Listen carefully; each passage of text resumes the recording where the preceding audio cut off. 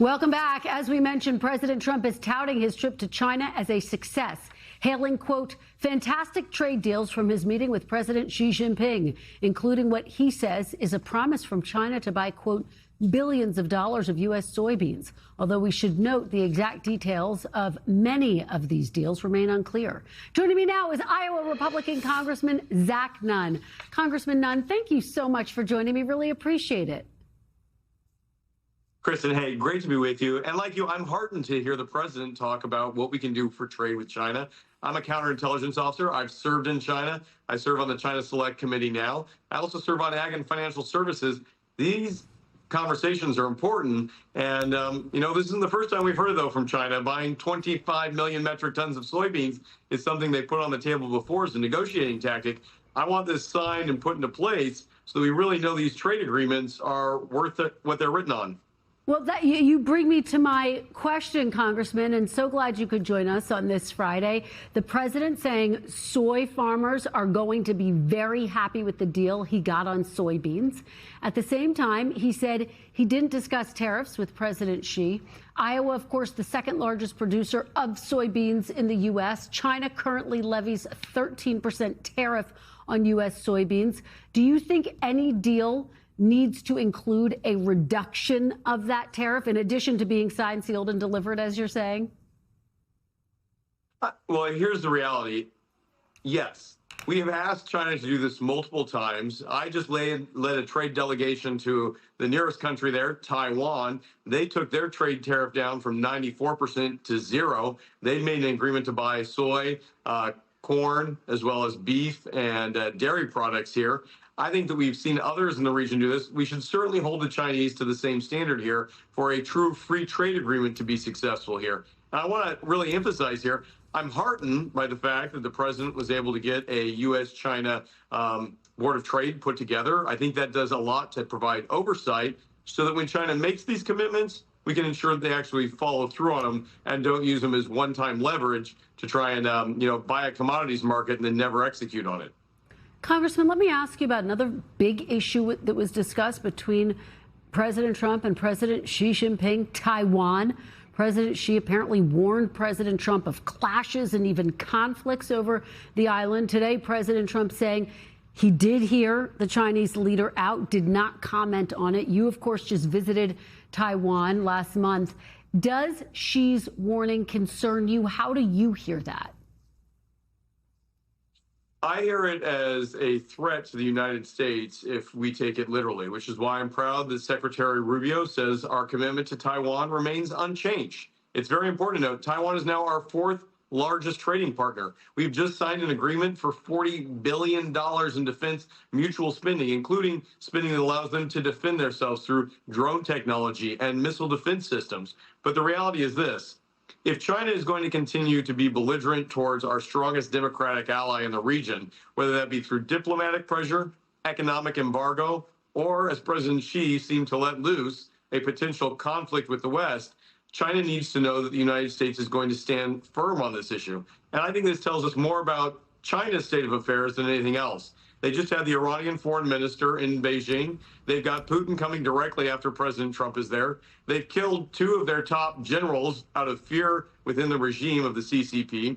And we've seen them actively not only have intellectual property theft, agro-terrorism here in the United States, particularly in the Midwest, as well as trying to recruit elected members in California to work for the Chinese government. These are partners that need to be held accountable when they act outside of international norms and try to subvert U.S. national security interests.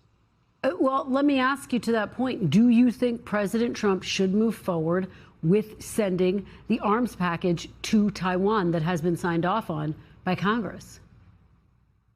I do. And that was the will of Congress. It was bipartisan. And when I was there and met with Taiwan's president, President Lai, they have made that commitment as well. And I think this is one of the best ways to keep peace in the area by standing firm and making any type of an invasion plan by China, which they said they want to have by 2027, too costly for either side. Look, the reality is on both sides here.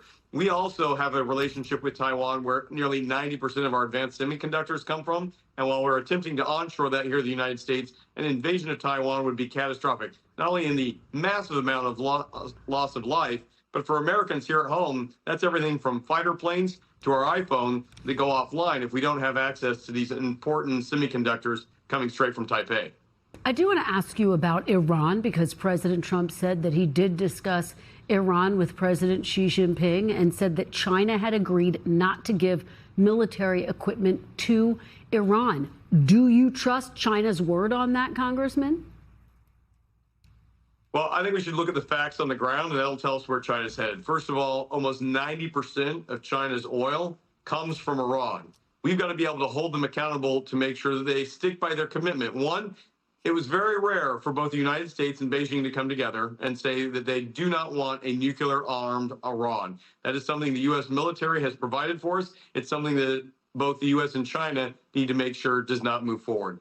The second here is we do not want the #1 sponsor of terrorism using the Strait of Hormuz as a choke point to harm anywhere in the world. And so as we look at energy prices here in the United States, I fully expect that China keep its word. They're far more dependent on Iranian oil than we are. I don't want the U.S. taxpayer or the U.S. military subsidizing China's energy if the United States doesn't feel like they're a trusted partner in making sure that Iran doesn't abuse the Strait of Hormuz. Congressman, before President Trump departed for China, he was pressed on the extent to which he takes Americans' financial situation right now into account when he's negotiating the war with Iran and trying to bring that war to an end. I want to play a clip for you and get your reaction on the other side. Take a look. When you're negotiating with Iran, Mr. President, to what extent are Americans' financial situations motivating you to make a deal? Not even a little bit.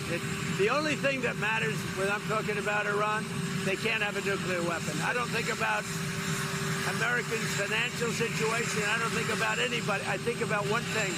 We cannot let Iran have a nuclear weapon. That's all. Congressman, what was your reaction to hearing those words? I don't think about Americans' financial situation. Well, look, I don't speak for the president, but I agree with him on the fact we cannot have Iran with a nuclear weapon. But when I'm back in my districts in Iowa, the thing I hear about most is the cost of fuel and the everyday cost and expense that families are impacted by. It's one of the reasons I'm proud we led passage of this year's year-round nationwide E15 bill on the floor to bring gas prices down 50%, or 50 cents. That certainly helps my home state of Iowa, $20 billion in economic growth. But I'm fully committed to making sure we are passing a domestic-focused agenda, everything from affordable housing to what we're doing to make sure that those big, beautiful tax cuts actually show up in folks' pockets and they can invest in their family. I'll be very clear on this point. I know this much is true. For every blend of fuel that we do with ethanol based on what we produce in Iowa, that's one less gallon that we have to import from places like Iran. And for every dollar we get back to Americans at the pump, that's money they can invest in their families. That's what I'm focused on. I hope the White House can be too. Congressman, we have about 20 seconds left. Do you support the holiday on a federal gas tax? Well, like I've highlighted, that's about 16 cents. That's a start. But what I really think is we need true American energy independence. That includes our traditional fuels, but it also includes our biofuels right here. That's a 50 cents per gallon reduction. If we can get that, we passed in the House, over to the Senate. The president said he'd sign that into law. That's real relief for Americans' minivans, as well as our truck and tractor trailers hauling supplies. All right, Congressman, thank you so much. Congressman Zach Nunn, appreciate it. We thank you for watching, and remember, stay updated on breaking news and top stories on the NBC News app or watch live on our YouTube channel.